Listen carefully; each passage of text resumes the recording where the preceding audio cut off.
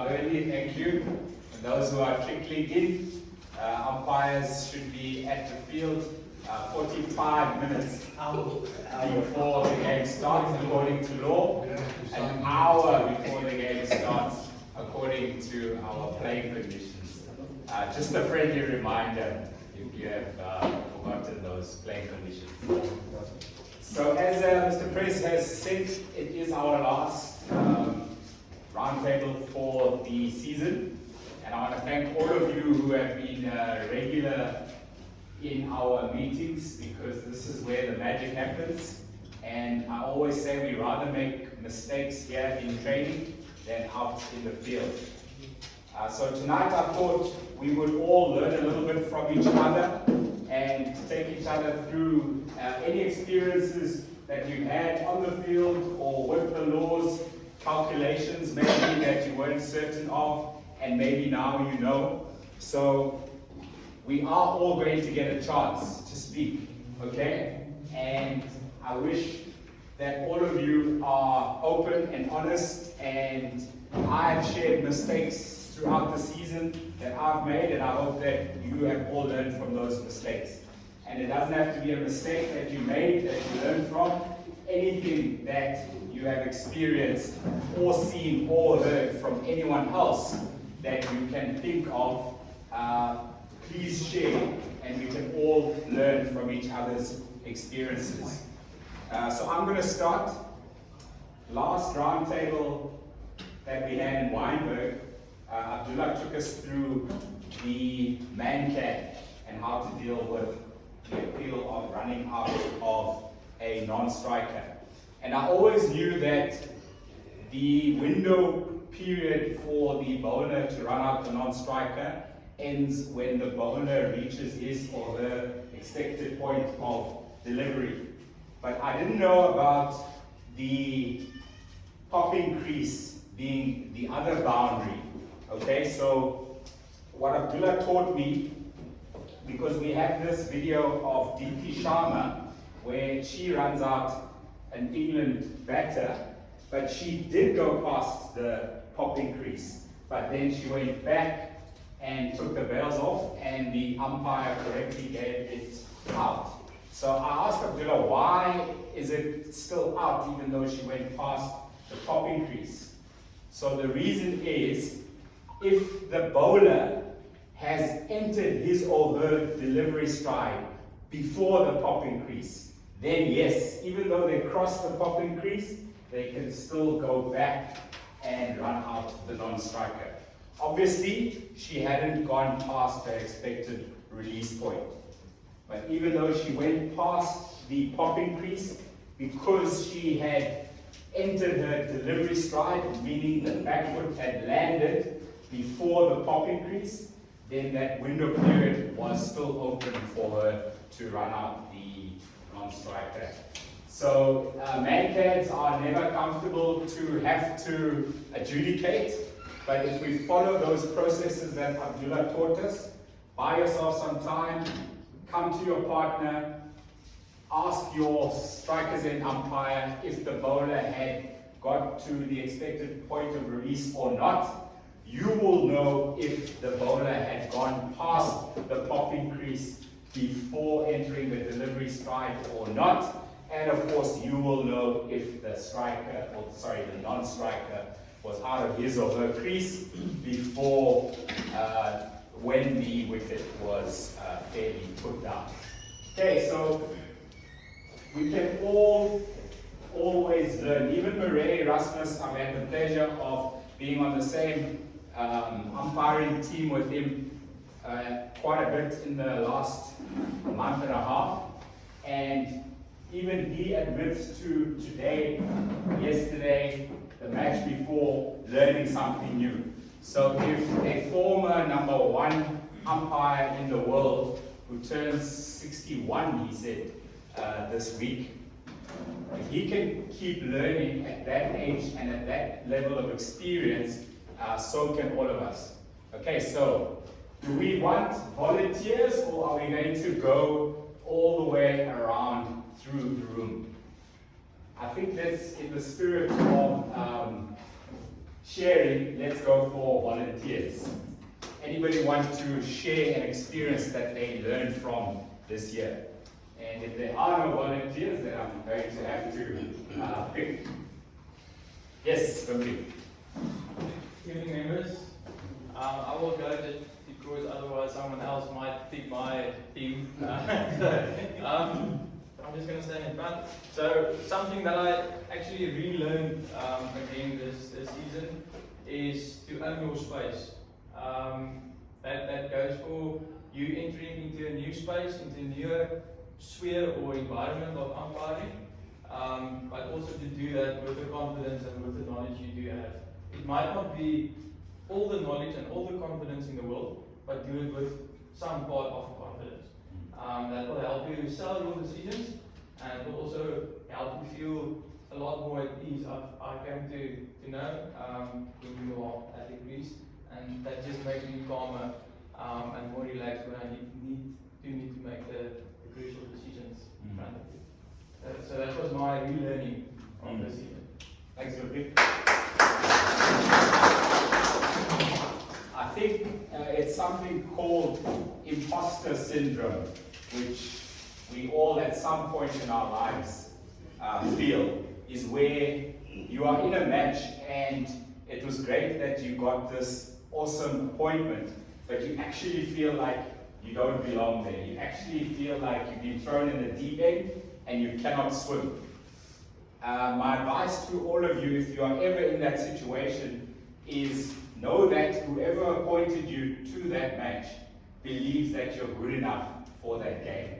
Okay, so that thought can already give you confidence, and from there also lean on your partner, and your partner hopefully will also be of the opinion that you belong there, and your partner will also assist you in any way you can. Don't try to be overconfident and arrogant about being there. Recognize that you are in a new, more difficult environment than you are used to, and be a sponge for help and ask the right questions, and you'll do as well as Cravenby has said, with extra confidence in your ability and also in your support from your partner. Cool. Anybody else? Yes, Sadiq. Good evening. Something happened that I think myself and Uncle Buffy was there. I saw white and the ball into the boundary, and I saw four whites. The correct decision, I learned that day. And my opinion was always you just show white, four whites, but it's actually buys.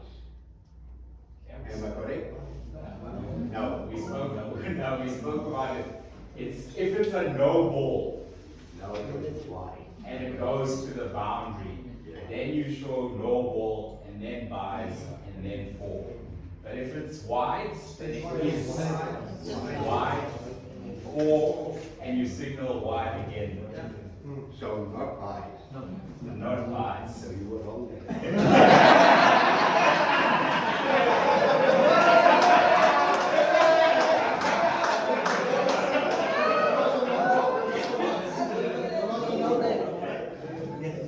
The reason I asked if it was a no ball is because you called me after the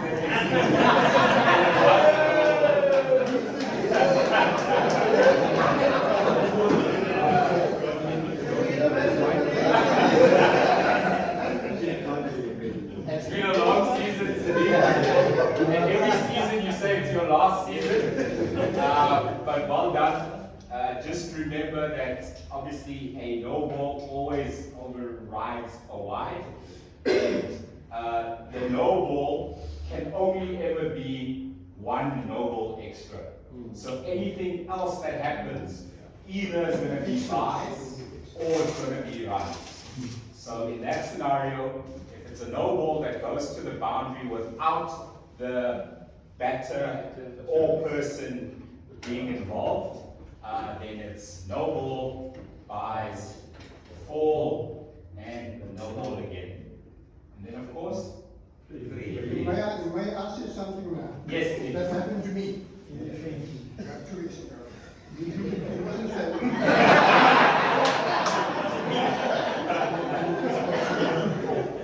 I signaled no. Okay? Then my partner looked at me again. I said no ball. And I realized that was a left-hander batsman. And this is now a right-hander. And, you know, and I never change. Okay? So I construed the first slip and second slip and coming one more in the two on the then you have to tell them. Then I realized after that I managed to walk across. Okay. And then the guy said, but how come he don't know that? And he's standing so long. Then I explained to him what happened.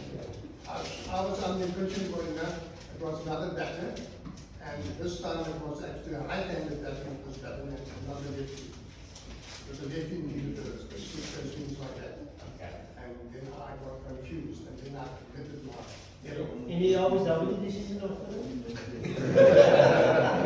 No, I'm quite good at that. And not applicable. thank you, Sadiq. Thank you, Godfrey, for sharing. I've been asked by a member who's not here just to address an issue of maximum number of fielders allowed on the leg side in limited overs cricket. 5. Okay.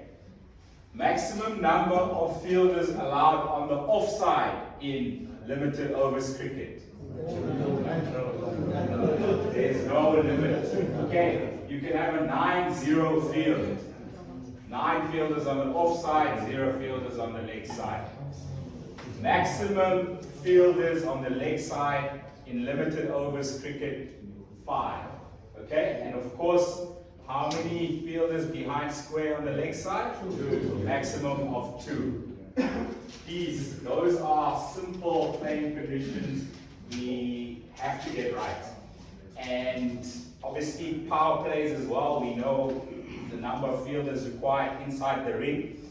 If a team is playing short, okay, because a player is late or there's a player injured off the field, whatever the case might be, the limitation is a maximum outside the circle, okay? It's not minimum of 5 inside the circle or minimum of 4 inside the circle. It's maximum 2 outside the circle in the first 10, maximum 4 outside the circle from 11 to 49, or sorry, to 40, and then maximum 5 outside the circle in the last 10 overs. Okay. Yes, Marawan. Sorry, on that. If you are 10 players in that team, and now you obviously play for T20 in the first 6 overs, you have 2 outside. But isn't it your prerogative being less players that you basically have a given to have inside or outside? You know what I'm saying? You don't have to have 5 outside the circle. You can actually just have 4 for that matter, 4 inside and 4 outside. Because I had that comment, so I said that the laws have changed, that you don't have to have the people inside, but it's outside. And yeah, actually it's sometimes an advantage to you. Remember that it's a maximum outside. So if the fielding captain wants all their fielders inside the ring, do we allow that? Yes. Yes, we allow that. Okay, happy. Please let us work as a team, every ball, eye contact with your partner. If you see as a bowler's end umpire that there's not enough fielders in the circle, you don't tell the fielding captain, you simply put your arm out and you show as if you're counting. If they get the hint, great. If after 10 seconds they don't get the hint, then tough luck. Let them play and you call no ball. If you are at striker's end and you see there's not enough fielders in the circle, then you signal to your bowler's end umpire. This is the signal that there's not enough fielders in the circle. Okay, and the bowlers and umpire will do what I've just described. Dus dat is Next scenario, experience, learning how to. Yeah, okay, this is the same on 3 things that I tightened this season. It's ball management, player management, and pitch management. Those 3 things that I tightened. Well done, Abu. I think there was a viral video last season that required you to tighten up on 2 or 3 of all 3 of those things. All that. Yes. Fellow inmates. My fellow colleague over there stated to own the space, you can also over-own your space. So, we used to say in the South African Air Force, and I'm an aviator, that an overconfident pilot is the same as a dead man walking. You're dead. And to bring that to cricket, I have a bit of a taste in that in my mouth. I've been around for some time, and I know law 36.1.1 to 1.5 very well. That's the LBW, Mr. Okay. So in a specific match, because I know the LBW law so well, I can quickly judge, play through the mind, contort me, and then I say, not out. But there are things that can happen after you've said not out. Maybe there was a bit of bat involved there that you didn't see, and the ball is caught, right? But you've already said not out, because you're the man. And then they will appeal and say, but Humpy, what about the catch? And then you stand there with a red face because you already said not out. So do not think it over carefully before you just make statements. Wait till you're sure of all your facts and then you say and show not out. So don't overrule, don't over-earn your space. Don't get too confident. That's what I was involved in a match where I said that and it was not good. Okay, that's what I want to share with you guys. Next. So, Mr. Chris, shall we just acknowledge the call of prayer before we continue? Next hand, Jacobus. I want to know, in a match where the second short ball was bowled, can I overrule my square leg where he calls no ball? Okay, so is that a T20 game? No, this is a 50 over game. So He's allowed to. Okay, yes. Now my partner calls from square leg no ball. Okay. Yeah. Because So he interpreted wrong. So am I allowed to overrule him? Or what is the position? yeah. So normally you shouldn't overrule your square leg partner because he or she is in the best position to judge the height of a delivery. But I think here they got the playing condition wrong. So it was over the shoulder, but it was the second short pitch delivery in a 50 over match, which is allowed. So it should be 2 for the over, not a no ball. Okay, so you are right to tell Overrule him. yes, because they got the playing condition wrong. It wasn't a case of the judgment was incorrect. Let's leave the judgment up to the strikers and umpire to decide whether it's above shoulder height or not. But we must know that in a 50 over match, a bowler is allowed 2 short pitch deliveries over shoulder height in an over. In a T20 match, obviously only 1. Do I then call him and tell him why to cancel that? Yes, good idea. Same for the waist by Pukas, but with the strikers and the umpires. Yes. And not overrule. Correct. Please, the strikers and umpires in the best position to judge the height of deliveries. And maybe just make a note of the ball, the over and the ball. Just when there is an opportunity to confer with the scorers and that didn't incorrectly acknowledge the no ball call by the square leg.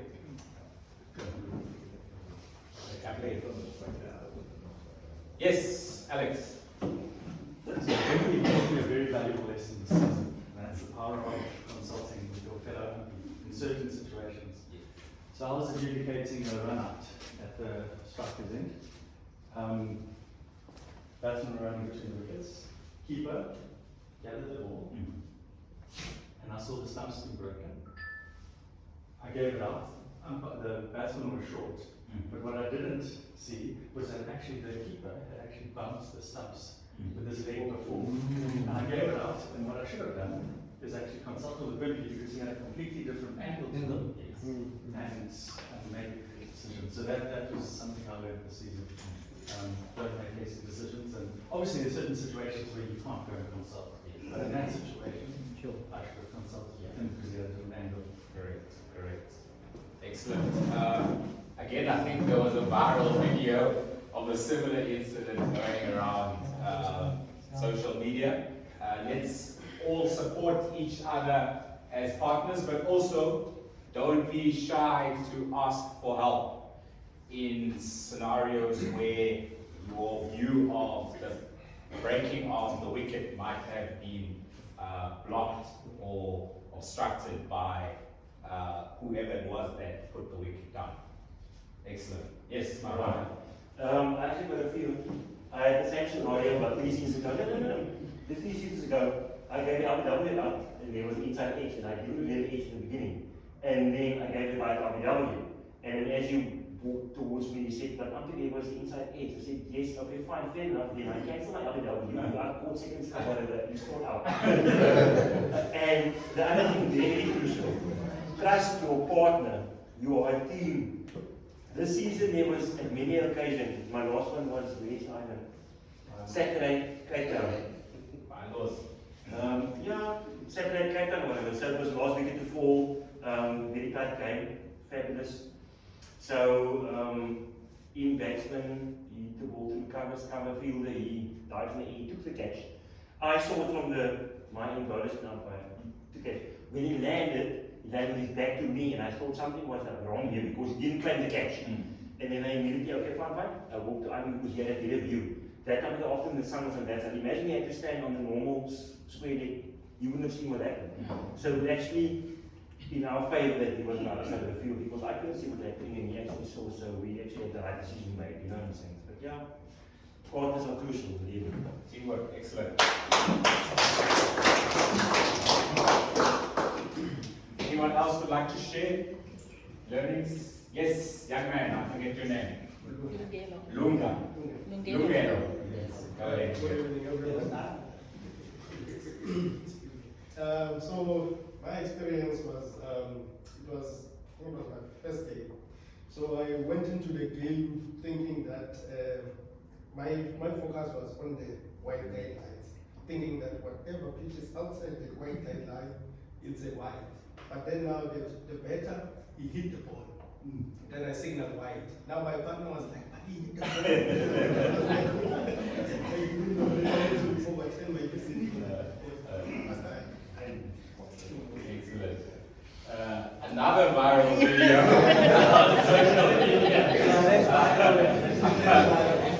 I know because I get sent all of these videos to ask to explain the decisions of our umpires. I'm sure you'll never do that again together. Okay. And thank you for sharing because you know some of the mistakes that we make are embarrassing, guys. But to actually speak it out helps you release that embarrassment. And once everybody has laughed at it, then we can move on. So thank you and well done. Yes, Lucinda.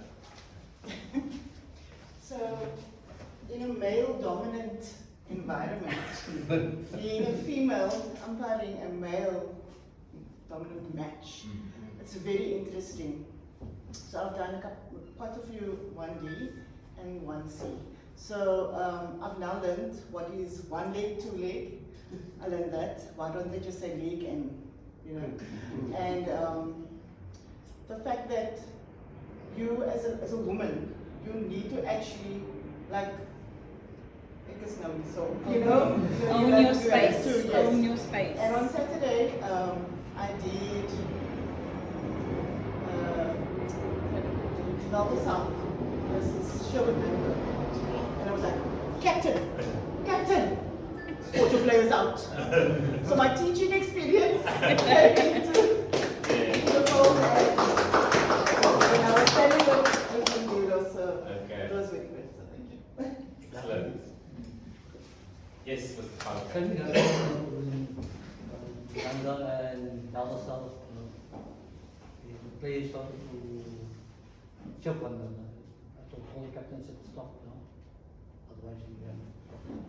The following match was double self versus Handle, and we had a big problem. But the two umpires, me and my colleague, they had game under control, and things went out of way, but we actually brought them back together because things are happening. And I've learned quite a lot of how to control yourself and what needs to be done on the field.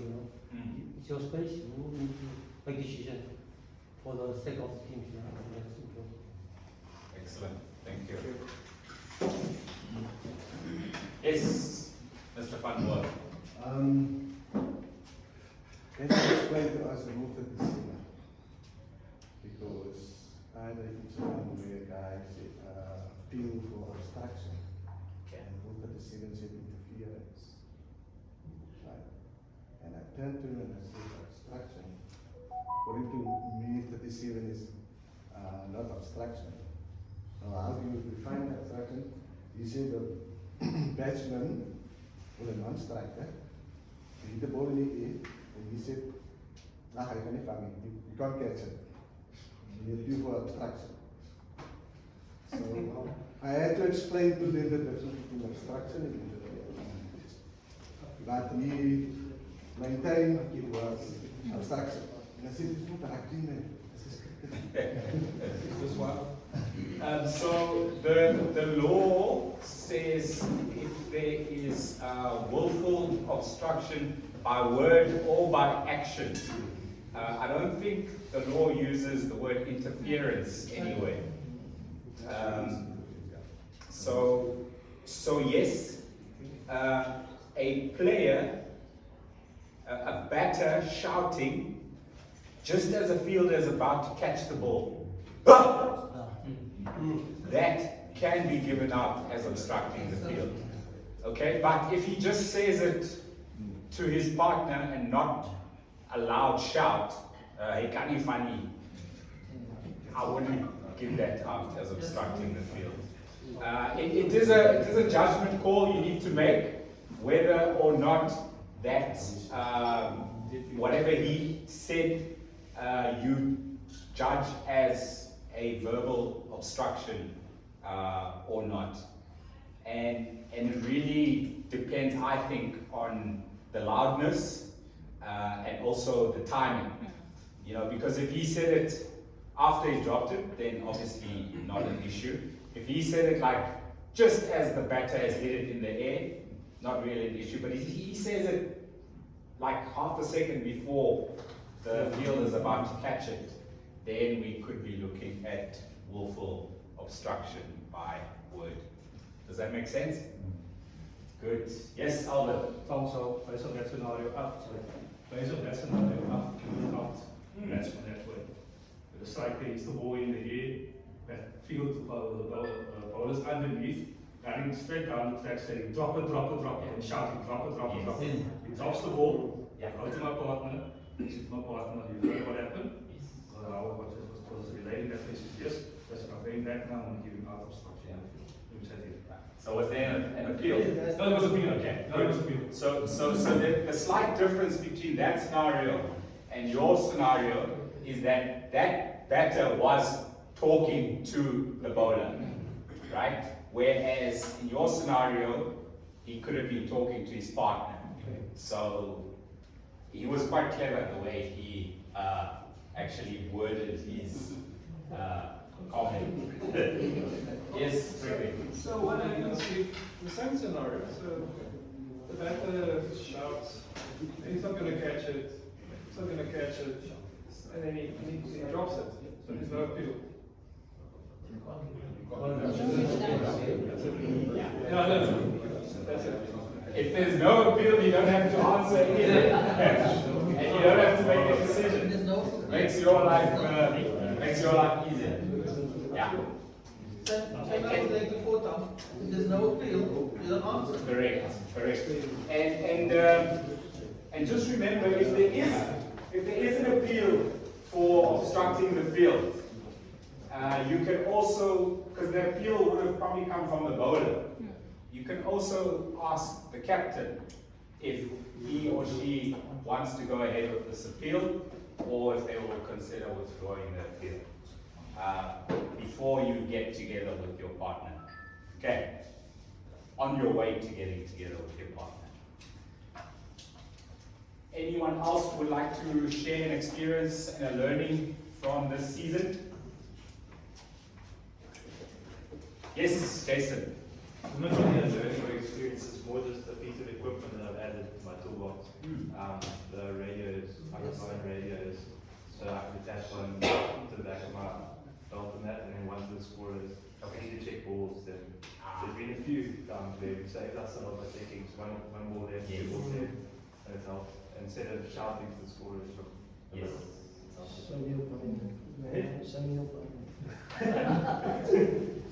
Good idea, Jason. A lot of umpires in Africa, they use radios, and they are very surprised when I tell them that we don't use radios in our leagues. And yeah, it's very practical for many reasons. And as long as you don't, abuse it and talk every over about the weather and soccer and the rugby score, etc. Cricket. Sorry, great speaking. This is not an experience, but sort of something that you can do, or you can make part of your toolkit is when you adjudicate, especially if you do it maybe from the deep Gordon's Bay, St. Rand environment, and that's where the manufacture South Africa's win. So then you have heavy barrels and medium barrels and light barrels, but they're all for all. So what you could do is get yourself a file. Yeah. And always file with the slots. Make sure before the match starts, make sure that you've got 7.13 millimeters sticking out above. But file them, because even if you have a cyclone or tornado, those barrels, whether you have light barrels or heavy barrels, those barrels will stay there. Makes your life so much easier, and the club will be ecstasy because they can use their barrels as much. Like we have going to the French age, most teams are snubs. You've got to guess. No wind, there's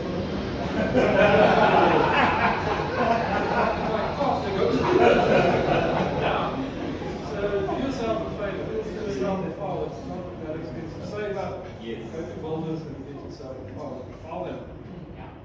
It takes us, playing no balls and the ball hitting the stumps. He hit the stumps, well, I didn't see it. Or hauling the stumps out of the ground with an arm with the ball. Takes all of that out of this.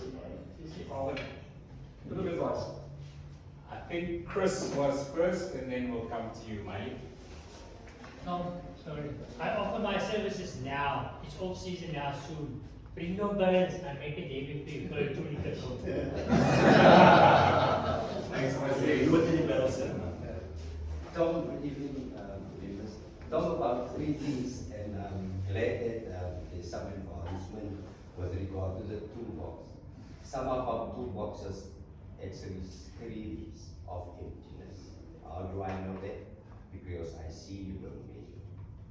I witness it. Some of the guys, they just simply don't measure. The other thing is this, many cases I discovered that the guy standing like this at square leg, bowlers in umpire, he just don't acknowledge to his part. No? And then eventually the square leg will drop. The other thing is this, I've learned, and I will never forget a gentleman in Kimberley, he used to say, watch for the critical edges. And that means the lines, the popping crease, those edges. And some of our guys, it's almost like we think, do I have to get in? I would have, to play it safe, always get into line or get in onside every ball. Perfect. Thanks, Smiley. Anybody else would like to share an experience or a learning from the season? Yes, Maxine.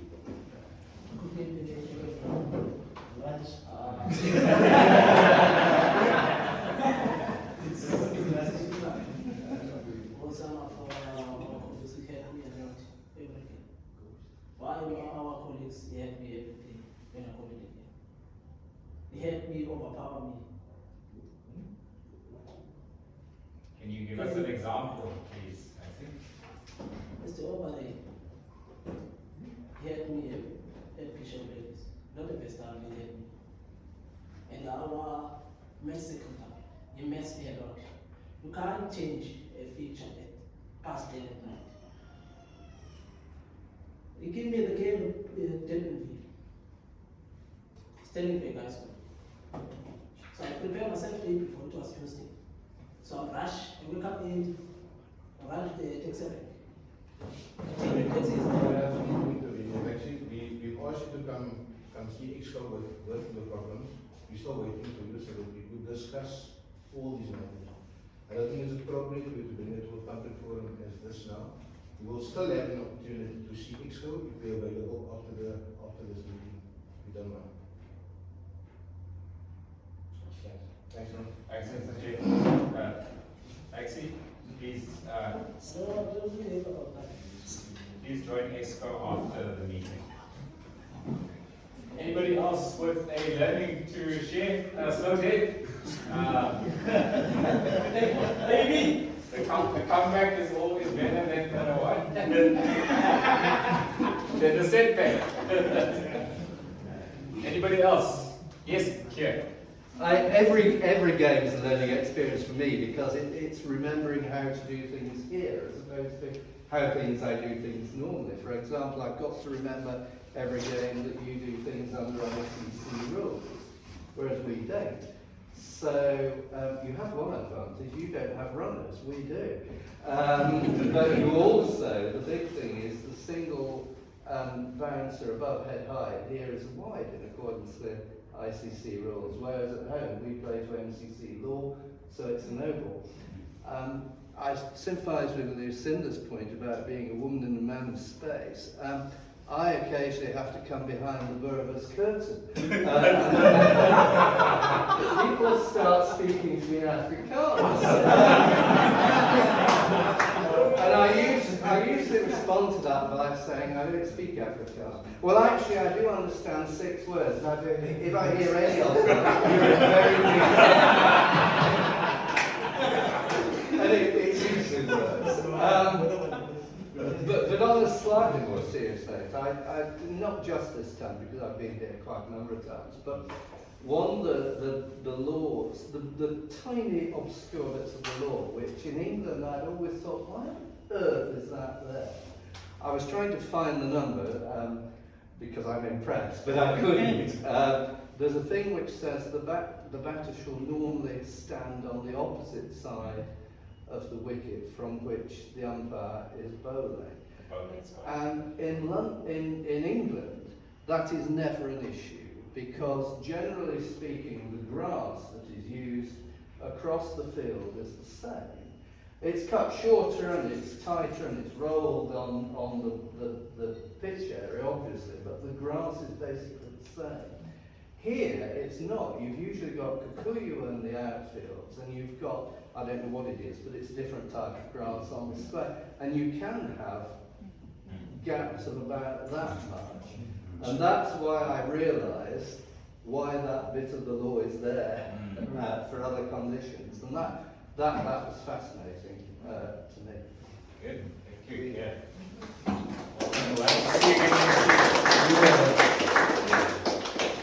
Let's take 3 more experiences, learnings, comments, questions. I see some new faces here who I've never seen before. That means you are obviously an inexperienced umpire. Surely you've learned something this season. Otherwise, I haven't done my job, and your partners also haven't done their jobs. Thanks to those newbies who've already stood up. And this will also be a nice opportunity for you to present yourself to other members who might not know you.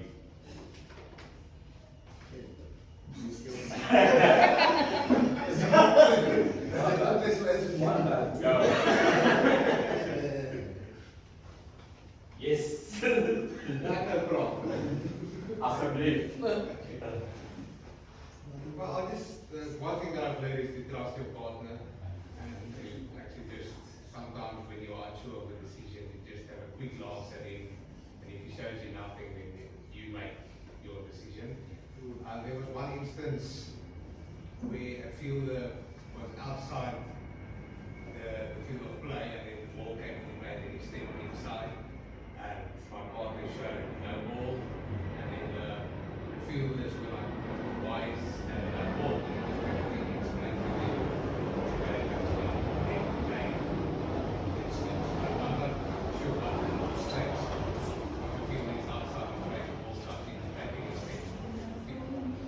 Okay, good question, because I've had a couple of those this season, and if you watch a lot of international cricket and SA20 as well, you would have seen players quite often, when they're fielding on the boundary, they go off the field of play to sign autographs, and they're busy signing, all of a sudden the bowler is running up and bowls while the fielder is still outside the field of play, and the fielder obviously walks onto the field of play. That is perfectly legal, guys. What isn't legal is if the player has gone to the toilet or for treatment off the field and off the playing area in totality, and then comes back onto the field without informing the umpire. And even then, the punishment is not a no ball.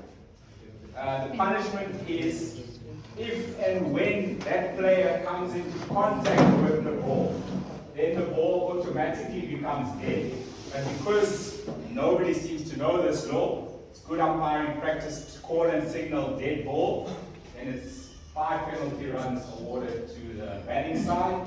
That ball needs to be re-bowled, and any runs completed or if they've crossed will count as well to the batting side. Okay, so no problem with a fielder who was maybe taking a drink just outside of the boundary and then he walks back on even after the ball has been bowled. It's perfectly fine. Yes? So, the 12th man, doing the swap, being on the 12th man on. And obviously they don't inform the umpires that they're being on the 12th man. And you obviously witnessed the change. Yeah. 2 balls, 3 balls later, that fielder touches the ball. Do you still call dead ball and penalize it? Or? So let's be proactive. If we see a fielder coming onto the field without our permission, we need to go and tell them, fielder, you need to have told me. We are not policemen who are waiting for criminals to break into our house. We are facilitating the game, and we want, because if they know the punishment, and if they know that it's illegal, then they're not going to do that. Then they are going to ask you, sir, can I please come back onto the field? And that's what we need to do, guys. We need to be vigilant at all times, because players drift all the time. Even those who know the punishment and know that they're supposed to tell you when they're coming back onto the field, they sometimes forget. Especially at a drinks break or at a 4 of the wicket when they come back on. There's too much going on in their minds for them to remember that they need to inform you that they're back on. But if you see that they're back on, acknowledge and say, Chupi, please tell me next time that you're back on. Okay, so no, you're not going to wait for 2-3 overs later to punish them. That's not the right spirit in which to enforce that law. Happy? Last experience, comment, question, learning. Abdullah. Okay, thanks everybody for your participation. Yes, Martin. So obviously I see quite a lot of captain reports on a weekly basis which I obviously pass to you. And one thing which I actually find very strange from quite a lot of our umpires is why. It's so simple, but still, captains still report it on a week-to-week basis. I don't know whether you've seen it, Tom, that they say that we are inconsistent with regards to our wides. Umpires do not apply the wides correctly. So that is one thing.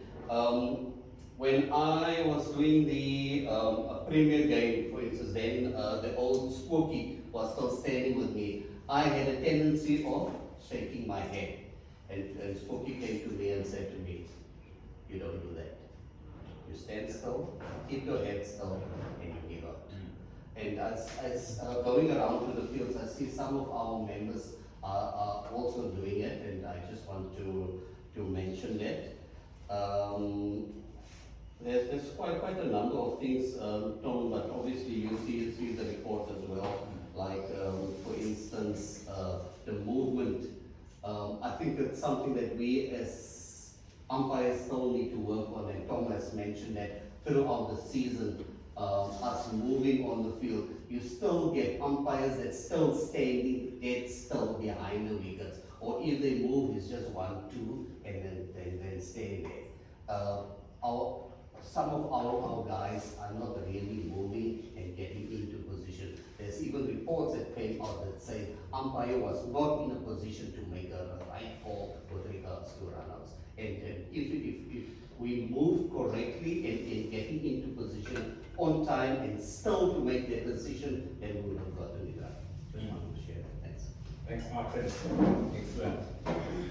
So what I'll do, for the benefit of those who were not with us, I think it was about 3 years ago when Abdullah had an excellent practical demonstration of how to judge wides in limited overs cricket.